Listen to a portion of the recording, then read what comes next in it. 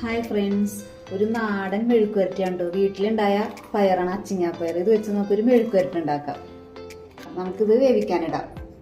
മഞ്ഞപ്പൊടിയും ഉപ്പിട്ട് വെച്ച പയർ വെന്ത് കിട്ടിയിട്ടുണ്ട്. ഇനി നമ്മൾക്ക് ഇത് ഉണ്ടാക്കാം.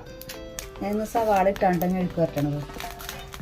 പാൻ ചൂടായി വെളിച്ചെണ്ണ ഒഴിച്ച് കുറച്ച് സവാള ഇടാം.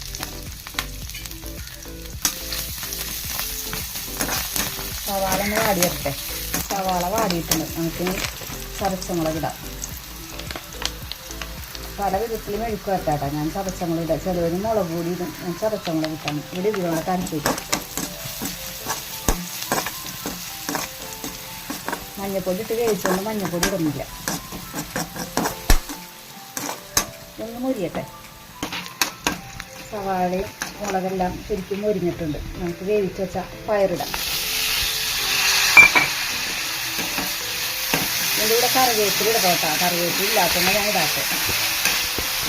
എല്ലാം കൂടി മിക്സ് ചെയ്യാം. മുളകും സവാള എല്ലാം കൂടി കിടന്ന് 2 മിനിറ്റ് മൂടി വെക്കണം നോക്കുക. അപ്പോൾ എല്ലാം കൂടി മിക്സ് ആവും.